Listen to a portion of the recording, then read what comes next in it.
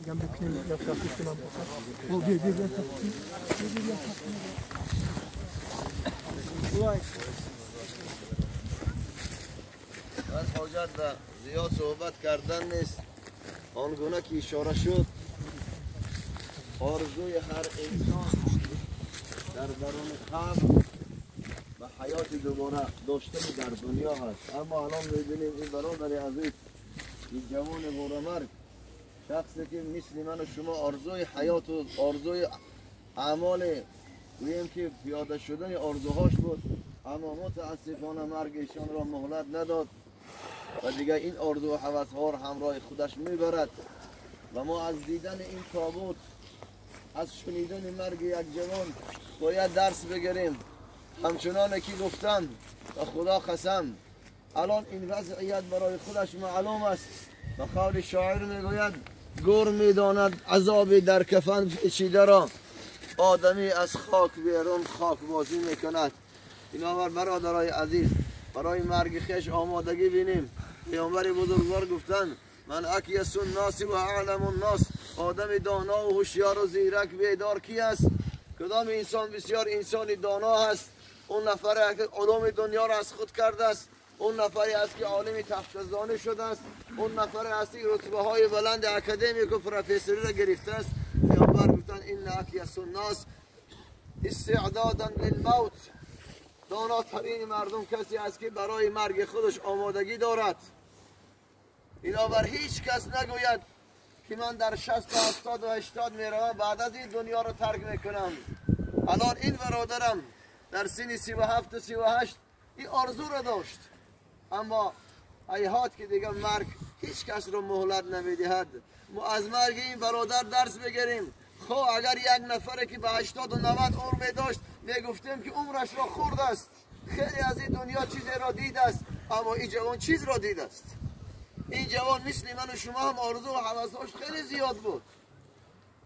فرزندکاشو میخواست که آغوش بکشه. در این قدر مسافه دور چی آرزوها و هوس‌هایی داشت که فرزندگاش نه با این روی سرش برا پیشواز بگیرن.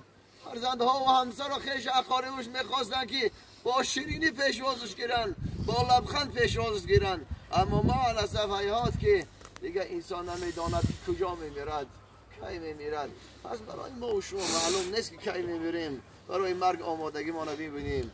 خداوند مهربان این برادر البته یکی از سعادت هست که پیامبر بزرگوار گفتن کسی که در سفر میمیره و حکم شهادت دارد و امیدوار هستیم که الله مهربان این حکم برایشان روا بدارد و دیگرها و فرزندها و اقارب و کسایی که برایشان نزدیکی داشتن الله صبر جمیل و جزای جزیل در جدایی از این شخص را برایشان نصیب و روزی بگرداند و خداوند فرزندهاش و دیگرها را خدا عمر طولانی با برکت و جایگزین خوب برای پدرشان قرار بدهد و ما و شما هم به خاطر ادای نماز جنازه آمدیم عزیزان در این سردی و خنکی خدا هر قدمی زده از ثواب و حسنات و برداشت قدم محو سیئات باشد.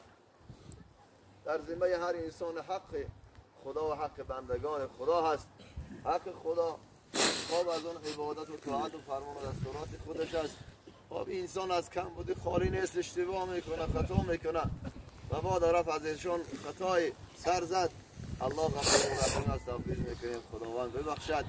و دیگر حق العباد این برادر شاید همسایه داری است، شاید با کسی دوستی کرد و رفت و آمد کرد و داد و گرفت داشت و بعد قرض و امانت گرفت و مرگ رو مهلت نداد که دوباره برگرداند. با شاهد و بیینه بیاد ان شاء الله تعالی. در اینجا من وارثاش هستم، پدرشون میشه شما خداوند صبرتون بیا. در اینجا پدر شما از روزه میگیرم و دیگر اینکه انسان باید از دست ایشان شاید از زبان ایشان آزار دیدن در این لحظه ها بخشش کنید. ما بخشنده ها را دوست می‌دارم. الله سفر این برادر سفر عروسی سفر مبارک در این پرتواتم سفر خدا از خطرات امیرش نگه بدارد. پروردگارا ما را دستور کرده ای که مهمان را گرامی دارید و امروز این بنده تو به نزد خودت بیرو مهمان از خدای گرامیش بدار.